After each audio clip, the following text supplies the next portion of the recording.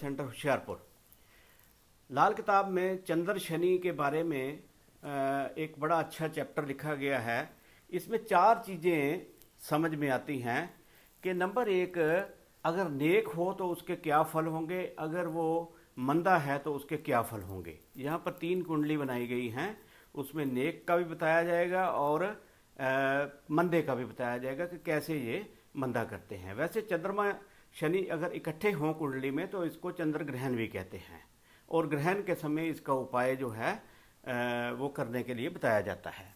तो सबसे पहले अगर हम बात करें कि चंद्र शनि जो हैं, इसको एक श्लोक शुरू में लिखा गया है कि पहाड़ शनि मैदान चंद्र का कोहेसूर समंदर होता हो। मतलब कोहेसूर एक पहाड़ है, जब उस पर बर्फ पिघलती है तो वो नीचे बहती है, और एक भला तो दूसरा मंदा मौत बहाने घड़ता हो। ससुराल औरत के उसकी मंदा माया जो है काम अमून आती है। और इसमें आगे कहा गया है कि दुनिया जो है वो इस इंसान को बुरी तरह से देखती है, और जैसे शक्कर में कोई रेत मिल गई हो या शक्कर में कोई काली चीज़ मिल गई हो जो कि उसके स्वाद को खराब कर दे, ऐसा उसमें फल बताया गया है। चंद्र जब तख्त खाना नंबर एक में जब चंद्रमा और शनि हो तो ये चोरी भी करा देता है, धन की हानि भी करा देता है।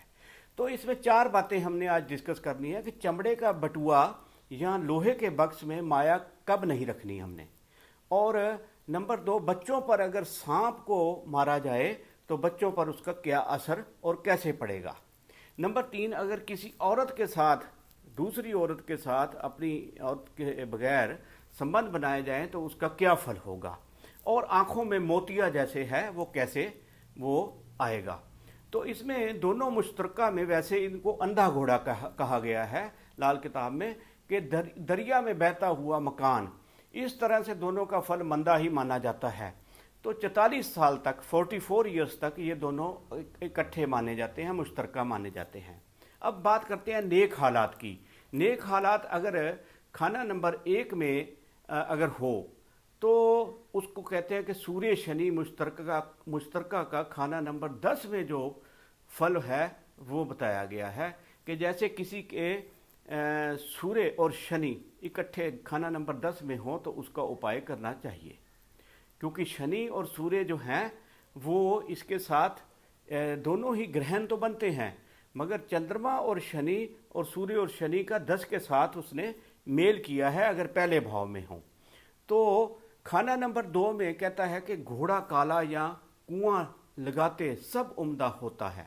जैसे अगर 2 नंबर में किसी के चंद्रमा और शनि इकट्ठे हों तो कहते हैं काले घोड़े की सेवा करें या कुआं लगवाएं। पहले कुआं लगवाने की बात होती थी, आजकल पानी का कोई भी स्रोत आप लगवा सकते हैं, मगर उसमें साथ ये देखना होगा कि चंद्रमा का प्रभाव 6 पर तो नहीं पड़ रहा है, तो इसलिए वो नहीं पड़ेगा। इसलिए यहाँ पर वो काले घोड़े की बात करता है और कुएं की बात करता है, यानी पानी के स्रोत की बात करता है। तो नंबर 3 में कहता है, नंबर 3 में बड़ा अच्छा बताया गया है अगर चंद्रमा शनि किसी के हो तो उसमें क्या है कि भाई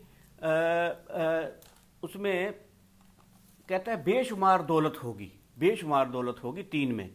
और अगर 4 खाने नंबर में हो और साथ में बुध आ मिले, चंद्र शनि के साथ बुध आ मिले, तो वो कहता है आंखों की बीमारियां और मोतिया काला भी होता है और सफ़ेद भी होता है, दोनों में से कोई भी मोतिया हो सकता है। उसका उपाय करने से उसमें काफ़ी आराम मिलता है। दवाई खाने के लिए तो कहा ही गया है कि डॉक्टर की सहायता भी लें और साथ में उपाय भी करें। अब खाना नंबर 6 में 3 कुत्ते ससुराल में जवाई, बहन के घर भाई और नानकों के घर धोता अगर साथ हों तो फल मंदा ही होगा। अगर खाना नंबर 9 की बात करें तो इसको आबे हयात का पानी भी अगर यूज़ करे तब भी उसको स्किन की डिजीज़ तो होगी। आबे हयात कहते हैं कि जो कि होली वाटर है, उसको यूज़ करें तब भी उसकी धन दौलत तो उम्दा होगी, मगर चंद्रमा मंदा ही यहाँ पर माना जाएगा। इसलिए खाना नंबर 12 की बात करें तो माया पर कहते हैं पेशाब की धार मारने वाला और बेघर्ज इंसान होगा। मंदी हालत हो अगर अगर यहाँ पर उसकी हालत है तो वो कैसे पहचान करेंगे हम कि वो क्या करेगा, किसी सुंदर औरत की आंखों में डूब जाएगा और वो पराई ममता जब उसकी साथ होगी तो उसका मंदा फल ही होगा। उसका धन वो औरतें ही खा जाएंगी या और किसी के ही काम आएगा, उसके अपने बच्चों के या अपने काम नहीं आएगा। जब चंद्रमा के दुश्मन ग्रह तख्त पर आए, जब भी कभी देखिए चंद्रमा के दुश्मन ग्रह जैसे शनि है, वो तो है ही है, इसके साथ राहु है, अगर तख्त पर आ जाए, तख्त मतलब पहले स्थान में आ जाए, तो इनका फल और जो है वो मंदा हो जाता है और चोरी धन हानि होगी। कहता है उस वक्त जब किसी के भी शनि और चंद्रमा इकट्ठे बैठे हैं तो तख्त पर राहु आ जाए तो उसको और नुकसान होगा, उसका जो सामान है वो चोरी हो जाएगा।